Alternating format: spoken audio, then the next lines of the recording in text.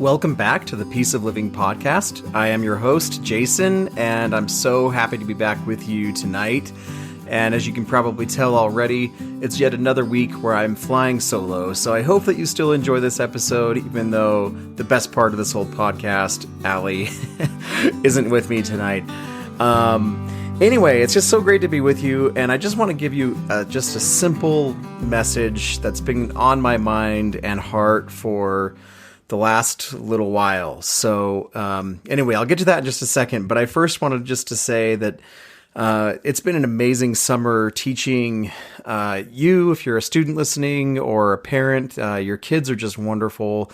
I can't tell you how much that class has meant to me, and I think I could speak for the class members how much it's meant to each of them just to hear each other's comments and to be able to gather together. And so we're on a little bit of a break as I prepare for seminary here to start here in just a couple weeks on the 21st. And we will resume that young adult, 18 to 30, everybody's welcome, institute class on September 7th. I haven't quite settled on a topic yet, but I do want to make sure it's at least somewhat temple related. I'd like to talk a little bit about dating and marriage and their future and your future and things like that. It'll be a good time, I promise. I've got some good ideas, so stay tuned, but I think it's going to be a lot of fun. So yeah, again, that'll start back up on September 7th, and I just can't wait to see everybody there. Certainly married or not, or whatever your status is with your testimony, you're welcome. You know, everybody is always welcome with Jesus, and I hope to create that same environment with this class, that anybody just who feels drawn or just wants to try to hear him a little bit better in their lives, like, you are always welcome. And I think that you'll find that it's a really welcoming environment. It's kind of a family. So anyway, thanks for coming, guys. I hope that you can continue to come if you're a student, and please, bring your friends, as always. I'm just so proud of you all and everything that you guys are doing. So, just one other small, just like funny thing that happened earlier today. So I was working down here in the basement, and nobody else was home. And, I just hear like this kind of like thud upstairs. And so I'm like, what the heck? Nobody's home. So I kind of, slowly make my way up the stairs and couldn't find anything, couldn't see anybody, thankfully, right? But I look on the bookshelf. Well, I went into the family room, and we have these bookshelves there that are like secured into the wall. Like, they're not like freestanding bookshelves. And anyway, there were 2 books on the ground, which I have no idea how that happened, because they were, as far as I remember, they were standing in there, pretty securely and upright, but somehow they hadn't just like slid down. Like, if a book slides on a bookshelf, usually just slides and falls flat on the shelf, right? Well, these 2 books had somehow fallen off and they were on the floor. And I just thought it was funny that the 2 books that were on the ground were Teach Ye Diligently by Elder Packer, which is fantastic. It's a great book if you haven't read it. And also The Power of Everyday Missionaries by Clayton Christensen. So I'm not sure what angel or whatever was trying to get their message across to me today, but if they're listening right now, message received. Okay, I got it. And thanks for looking out for me. So anyway, the message I wanted to share with you tonight, like I said, it's just a simple message, and it actually goes along with something that Allie and I had mentioned a few episodes ago, that we were wanting to explore and kind of dive deeper into some of President Nelson's invitations that he's given over the past several years as he's been president of the church. And we still are going to do that. We're still kind of just like studying and like feeling our way through those invitations, and trying to apply them in our own lives. And so I'm not sure like the consistency of those discussions that we'll have, but we're definitely going to have them. And I'm sure even the topic that I want to talk about tonight is something that we will talk about more together. And in fact, I know we have kind of discussed it already in previous episodes, like earlier this year and late last year. So, but it's something I just can't stop thinking about. And in part because the message is just so incredible, and truly studying it for like the last year has been like legitimately life-changing, especially in our classes in Institute. But also, this episode kind of harkens back to the very first lesson that we had last September when we started that Institute class. And if anybody's listening that was there, I don't want to speak for you, but I'll just speak for me. But the feeling was pretty electric. I think it was pretty awesome to have so many people come together. There were way more than I was anticipating. We were hoping for like 20 to 25 kids to come, and we ended up having 45 that first night, and that's only grown since then, which is so cool. We had 89 last week, which is just amazing to see so many young adults just gathered together to worship Jesus. They could be anywhere, doing anything, but they choose to come. They choose to come, which is just so cool and so inspiring. But that first night was particularly memorable to me. And as we were discussing and I was talking and we were talking, the feeling definitely was there that what we were talking about was just truth. It was just pure truth. And so I know we've kind of said some of this before, like I mentioned, but I wanted to just reiterate some things and just kind of bring some things to your heart and your mind that if you feel like you've been in darkness or a time of confusion or just need, a little extra guidance or clarity, that's what I hope this message can help you do. And so as a backdrop to the discussion, I actually want to use parts of Joseph Smith's history that's found in the Pearl of Great Price as kind of a framework for the discussion that I want to have tonight. So as I read these verses, I want you've heard them all before, but I want you to imagine that you're hearing them for the first time. I want you to maybe imagine that this is not so much Joseph Smith's history, but it's more of like, what if this was like a letter or an email from a friend, like describing the circumstances they were finding themselves in. So that said, in Joseph Smith history, obviously, chapter 1, there's only one chapter, but in verse 5, it talks about how there was an unusual excitement on the subject of religion. And I would say that's the case even today. There seems to be an unusual excitement on the subject of religion. There's maybe maybe not totally in a positive tone or positive light. There seems to be a lot of discourse of people saying that lots of people are leaving and stuff. And, I don't know, that may or may not be true, but the church is growing, like it's growing really well, actually, especially worldwide. And while there might be, some leaving, I'd still choose to think and know, well, it's just a fact that the church is growing and it's going to continue to grow, even though it will be small, like Nephi said, even when Jesus comes again, comparatively speaking, right? Anyway, it says we lived in an unusual excitement of the subject of religion. It commenced with the Methodists, and you could just substitute any group there. It commenced with, I don't know, the Democrats or the Republicans or whoever, but soon became general among all the sects in that region of the country. Indeed, the whole district of country seemed affected by it, and great multitudes all these family members or friends united themselves together to different religious parties or activity, right? Which created no small stir and division amongst the people, some crying, "Lo here," and others, "Lo there." And some were contending for the Methodist faith, and some for the Presbyterian, some for the Baptist. Or some were contending for the Republicans, or some were, contending for the Democrats, or for this way of thinking, or, whatever, right?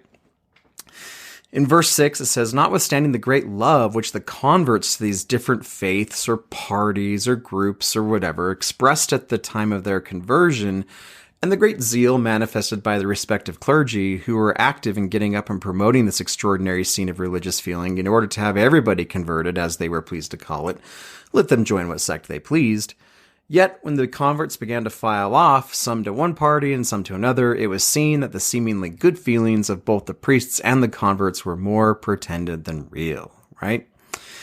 For a scene of great confusion and bad feeling ensued. Surely we don't know anything about that in today's world, right? There's no bad feelings towards groups or ways of thinking, right? It's like, holy cow, I feel like the division it just grows and it feeds on itself, and it's more divided than ever in a lot of ways, right? And then it says that confusion, bad feeling ensued. Priest contending against priest, or politician against politician, or influencer versus influencer, or influencer versus bishop, and bishop versus, hopefully not bishop versus, but you know what I mean. And convert against convert, or follower against follower, right? Oh, it's so good.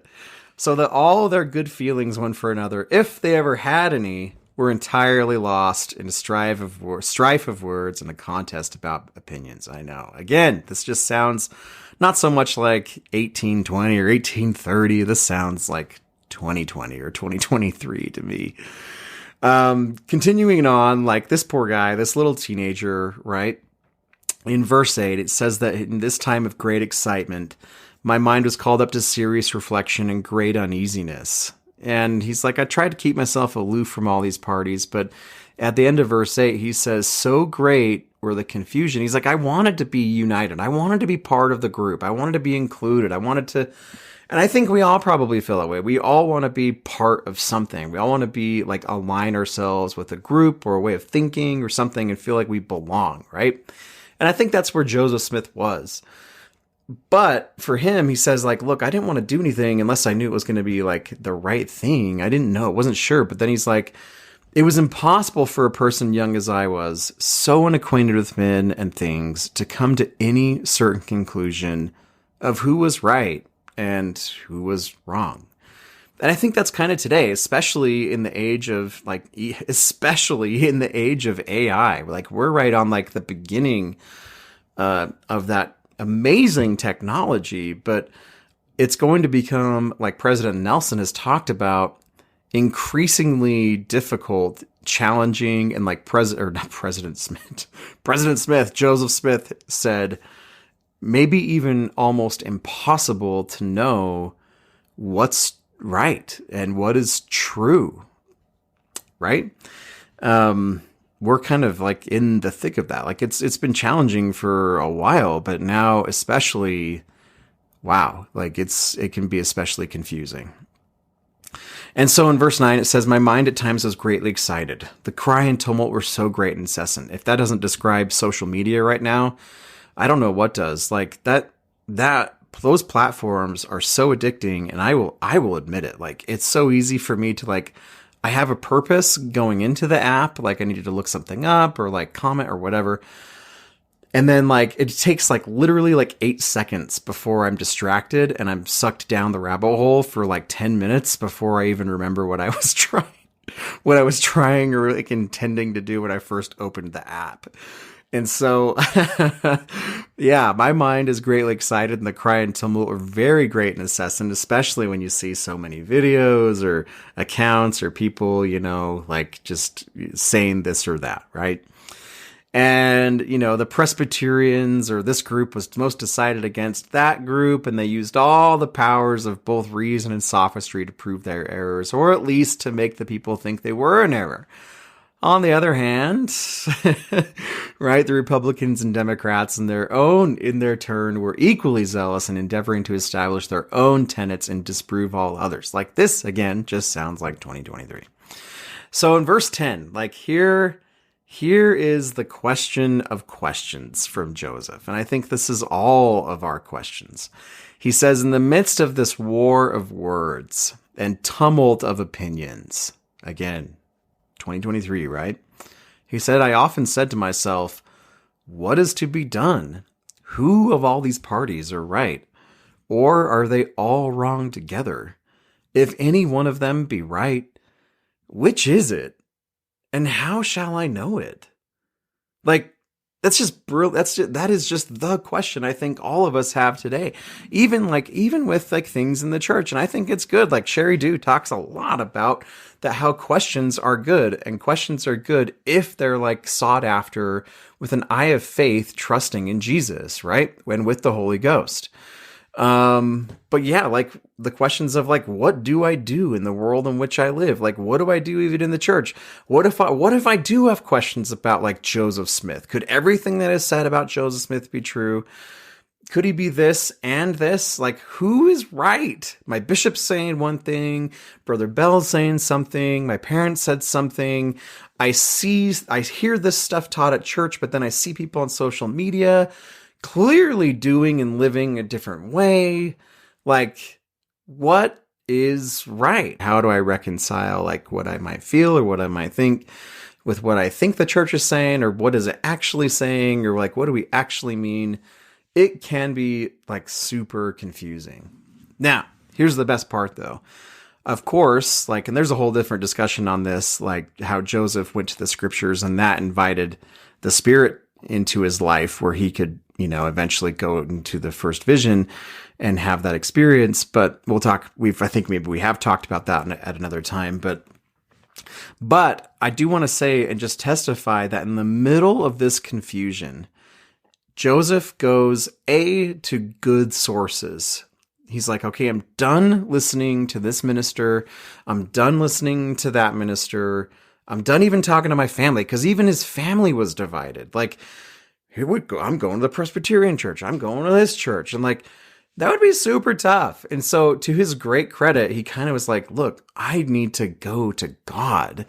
And even though he was young and didn't have much education, bless his heart, he went to the Bible and just started reading. And that inspired his mind. And I do got to say, too, I had an experience just this last Sunday. So we were up in Island Park, and we went to the ward up there, and it was testimony meeting. And I had been praying for several things, just to have kind of clarity on some things that I'd been thinking about. And I really enjoyed that meeting. Like, the testimonies were very pure and just genuine and authentic, which I really appreciated. But the thing that was so cool was, and seriously, like I testify of this, that like putting yourself in an environment where the Spirit can speak to you is like half the battle. Like, we went there and we sang the hymns, we took the sacrament. I was trying to focus my thoughts on Jesus as much as I could, with kids and stuff, but like in like a million people there, was so crowded. But, I legitimately had like thoughts and feelings come to my mind and to my heart about the very things that I've been praying about for days and even weeks. And it was a really like beautiful experience. And I think so much of, we've talked about this before, of like the idea of just giving God a little bit and he gives us like so much more in return. I think part of that is just honestly setting the setting, like, creating and being in an environment where he can not only speak to you, but where you will hear him. And as very well as illustrated by Joseph Smith, one of the best places to do that is just in the scriptures. And I can testify of that as well. Even like very recently, like today, like I was just kind of feeling like just a little down, and just like, it was, I don't know, just had a lot of things in my mind. And I just opened up the Come Follow Me app, which if you haven't checked out the app, I know we've plugged it several times before, but it's really good. Like, it's really, really well done. And I spent just a few minutes just like reading on there and like listening to the messages. And it was like an immediate boost to my day. And the words of Christ, like, that's just what they do. Christ just boosts your day. Christ will make it better. If, he's not going to take all the problems away. Maybe he will, but he's not going to take those things away. But at the same time, like, he can strengthen you, and he's always going to bring more light into your life, which again is illustrated in Joseph's story. So after he goes, and you know the story, but after he goes and he's read and he's like, I'm going to go pray. Like, I don't know who else to talk to. I've talked to everybody. and I'm just not getting the things in the direction that I'm hoping for, even from my family. He goes to the woods again, somewhere quiet, somewhere where I don't know if he fully, knew what he was even doing, because he says this was like the first time he'd ever prayed vocally, which is pretty cool. So he put himself in kind of an uncomfortable situation, was like, look, I'm just going to try this thing. And he was immediately like surrounded in darkness. The different first vision accounts are very interesting because they all bring in like different details, which maybe we can do a whole podcast on that some other time. But I love like the different details. And of course, like when we're talking to, different people or different audiences, or even at different stages in our life, like we remember different details and we tell different details depending on like who we're speaking to and what our intention is. Right. And so, yeah, fascinating. Go study all the different first vision accounts. I love it. I know some people like really struggle with that as far as like their, belief in Joseph Smith as a prophet and his validity. But like, I just see it as testimony builder. I'm like, yeah, I do the same thing. Like, I remember different details about the stories and experiences that I've had. And I usually will kind of like, not always, but like, depending on who I'm talking to, I will kind of like pick and choose depending on who my audience is, right? Like, you got to know your audience.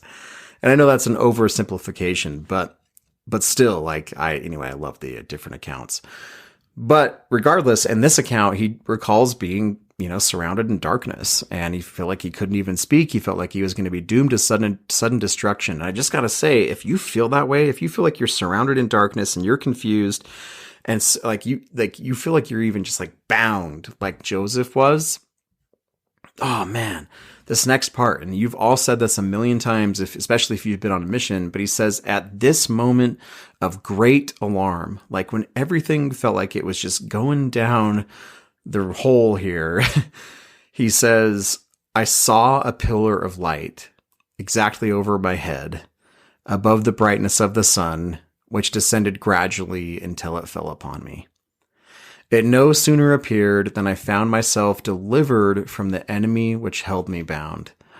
When the light rested upon me, I saw two personages, whose brightness and glory defy all description, standing above me in the air.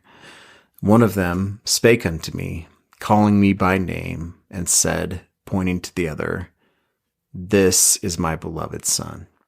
Hear him. And I want to, again, just testify that I know that Joseph Smith saw God that day and spoke with Jesus. Not just spoke with him, but that he heard him. And hearing the voice of Jesus in that moment of great alarm in his life, hearing the voice of Jesus in the midst of darkness and confusion, literally was the light that found himself delivered from the enemy or the depression or the anxiety or confusion or whatever that held him bound. And when that light rested upon him, when the light of Jesus rested upon Joseph, he saw God. So my friends, get the light into your life. If you're in any of those things that I just mentioned, get the light into your life. Because when his light shines, that's when you see him. That's when you see God. That's when you hear God, is when the light gets in your life. You can't turn on darkness. Darkness just comes when the lights are dimmed or when they go out. Just turn on the light. You can choose to do that like right now. Just turn on the light. And as the light comes, you see him, you see God, and you hear him. I think it's interesting too that in other verses of scripture, when Jesus speaks or when the Father speaks, when Heavenly Father, like the few times he definitively speaks in the scriptures, he's almost saying the same thing every time.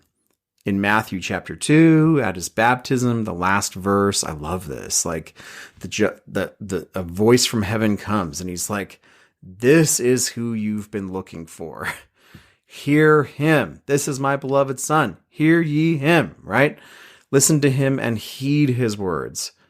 In Mark chapter 9, at the Mount of Transfiguration, the same thing. The Father speaks and says, you're in darkness, you're in confusion.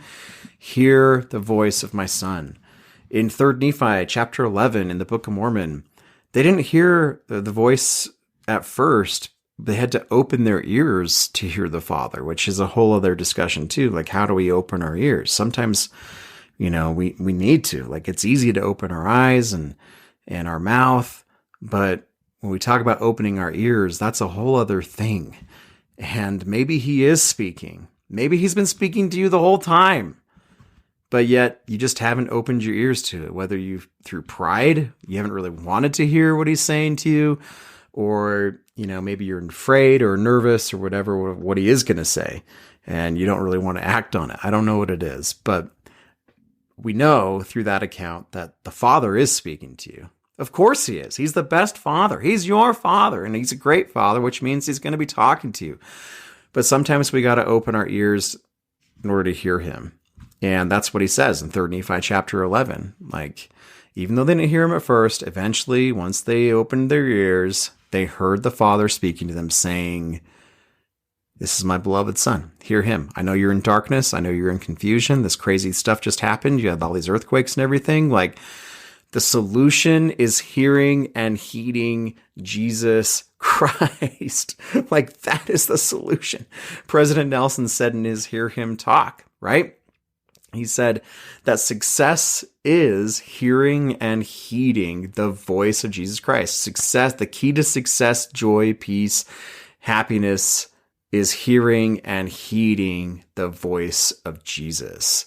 In other words, one of the top priorities that we need to have in our lives, if that's true what President Nelson is saying, and I testify that it is, then we need to be making finding Jesus Christ, hearing his voice, and heeding his words a priority. Like, we're all going to be in dark times. We're all going to be in confusing times where we need help.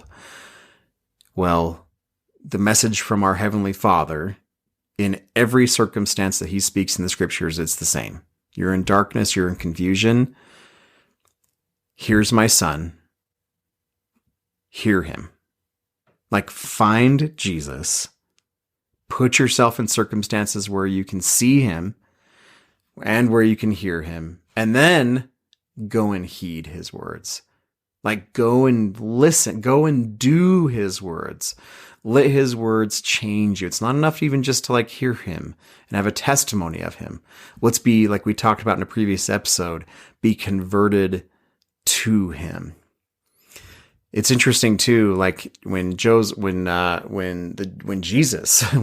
talks about the second coming in Matthew chapter 24, in the Joseph Smith translation of Matthew chapter 24, he gives a lot of great details about the second coming.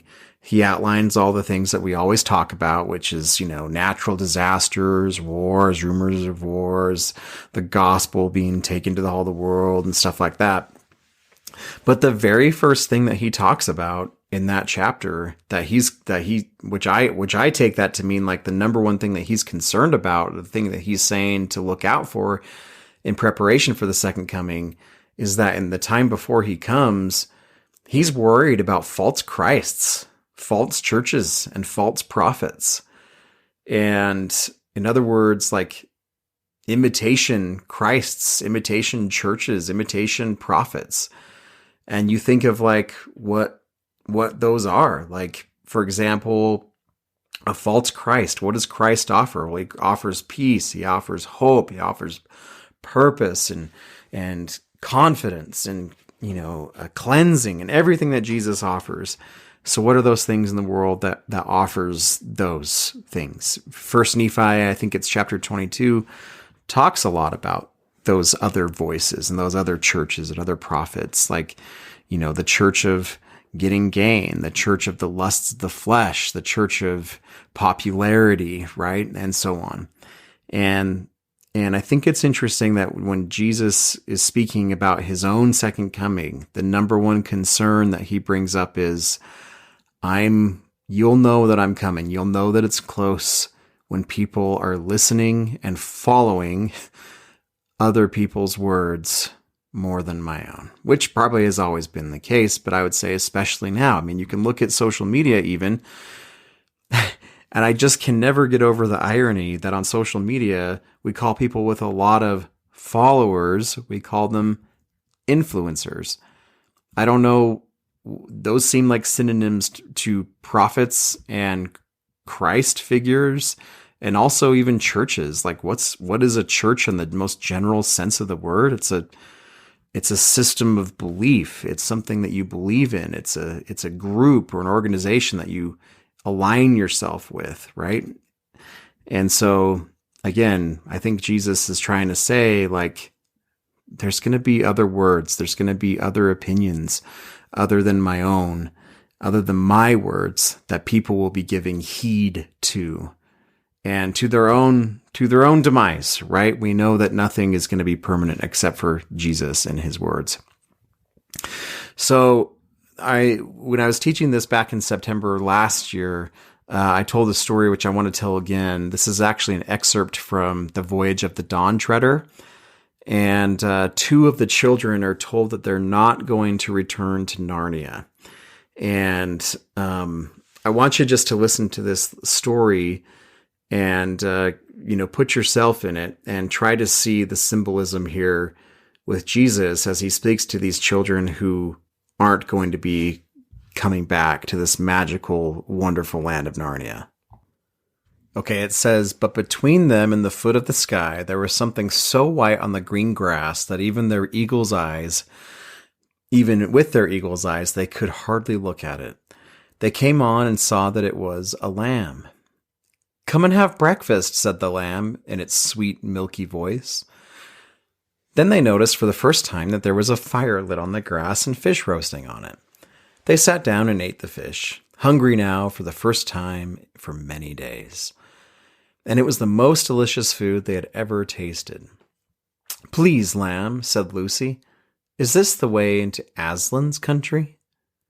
'Not for you,' said the lamb, 'for the door into Aslan's country is from your own world.' 'What?' said Edmund. 'Is there a way into Aslan's country from our world too?' 'There is a way into my country from all the worlds,' said the lamb. But as he spoke, his snowy white flushed into tawny gold, and his size changed, and he was Aslan himself, towering above them and scattering light from his mane. 'Oh, Aslan,' said Lucy, 'will you tell us how to get into your country from our world?' And I love this. He says, 'I shall be telling you all the time,' said Aslan. 'But I will not tell you how long or short the way will be, only that it lies across a river. But do not fear that, for I am the great bridge builder. And now come, I will open the door in the sky and send you to your own land.' 'Please, Aslan,' said Lucy, 'before we go, will you tell us when we can come back to Narnia again? Please, and oh, do make it soon.' 'Dearest,' said Aslan very gently, 'you and your brother will never come back to Narnia.' 'Oh, Aslan,' said Edmund and Lucy both together in despairing voices. 'You are too old, children,' said Aslan, 'and you must begin to come close to your own world now. It isn't Narnia, sobbed Lucy. 'It's you. We shan't meet you there. And how can we live, never meeting you?' 'But you shall meet me, dear one,' said Aslan. 'Are you there too, sir?' said Edmund. 'I am,' said Aslan. 'But there I have another name, and you must learn to know me by that name. This was the very reason why you were brought to Narnia, that by knowing me here for a little, you may know me better there.' 'And is Eustace never to come back here either?' said Lucy. 'Child,' said Aslan, 'do you really need to know that? Come, I am opening the door in the sky.' Then, all in one moment, there was a rending of the blue wall like a curtain being torn, and a terrible white light from beyond the sky, and the feel of Aslan's mane, and a lion's kiss on their foreheads, and then they were back in the bedroom in Aunt Alberta's home at Cambridge. I just love that story, and I love how he talks about that you will know me, because when you're there, I'll always be speaking to you. And that you'll know me by my name, Jesus. Don't go and seek out my name, my voice, or anybody's voice, but Jesus's. Find Jesus and hear and heed him.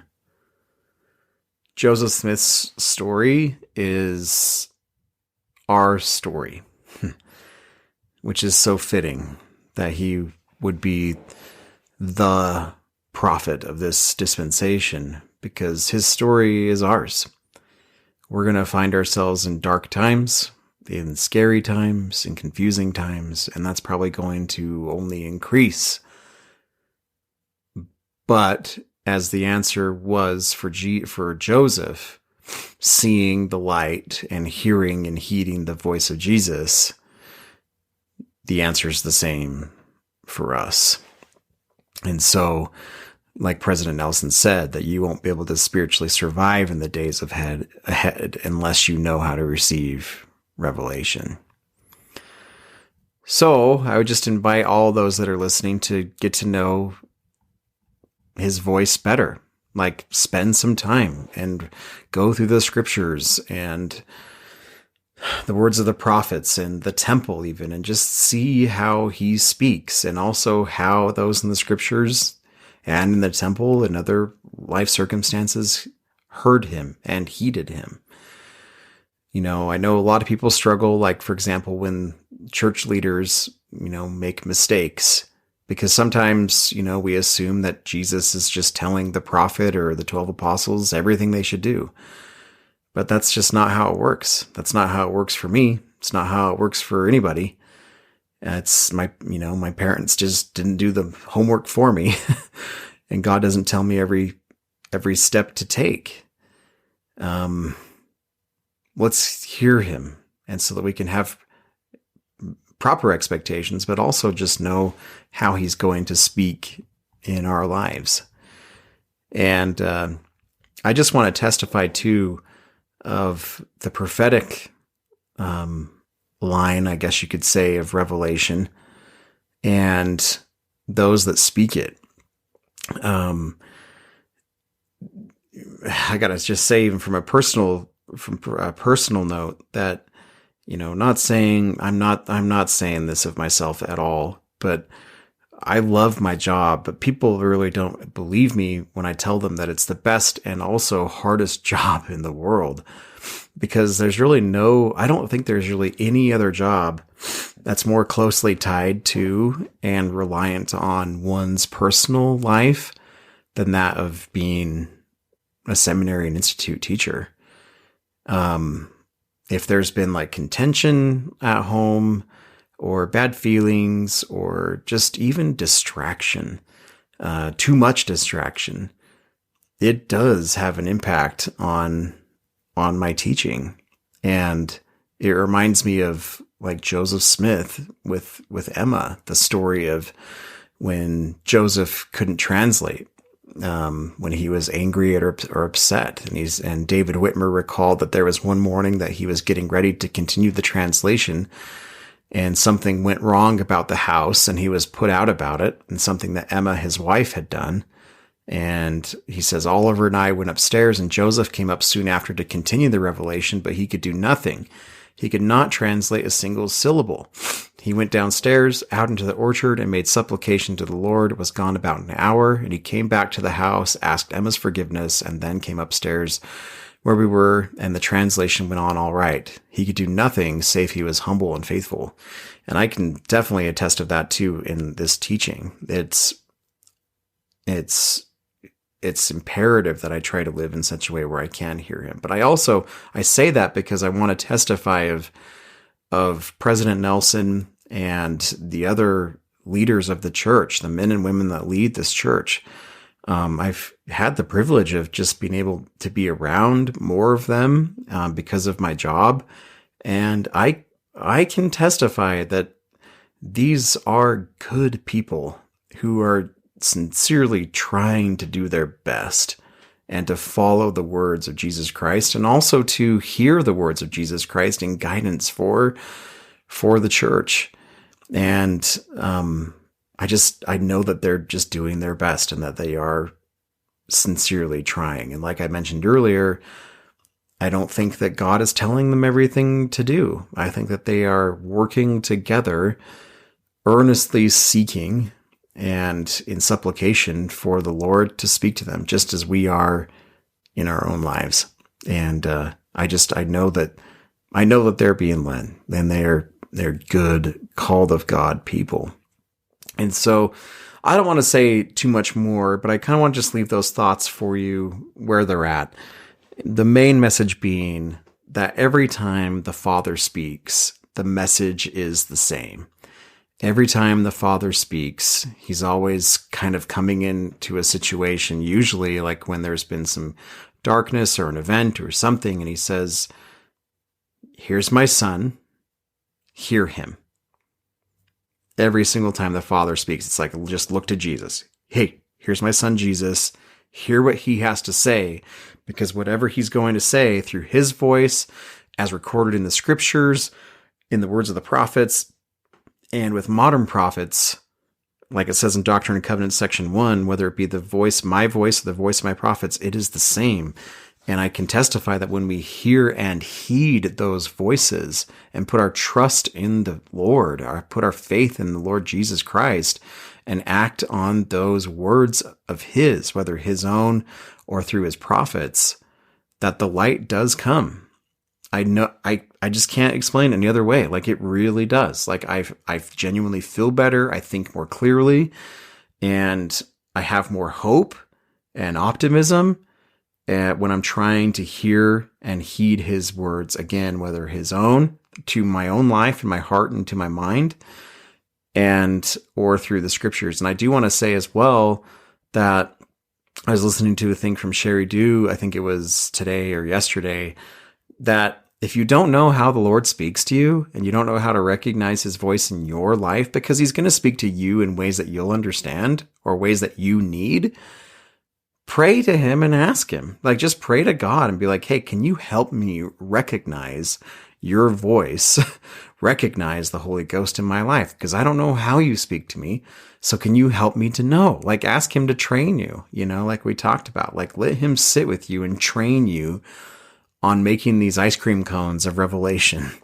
And he will. I can testify that as you continually ask and act on his words, that you'll receive the direction and clarity and hope that you desire. Again, not that he's going to remove the obstacles or the challenges in your life, although he could, and sometimes he will, but he will strengthen you and give you the clarity and direction that you need to get, not only to get through it, but to come out on the other side stronger and more like him.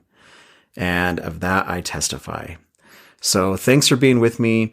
I know it's just not quite the same without Allison here. She's so amazing. Like, I just feel so incredibly blessed to be married to her. She's sincerely my best friend. And so it kills me to do this without her, but we'll look forward to next week being back together. And for now, thanks for listening, guys. Seriously appreciate it. And please continue to share this podcast with your friends, with your family, with anybody that might pop into your mind on who might need a little bit more of his peace and his joy in their lives.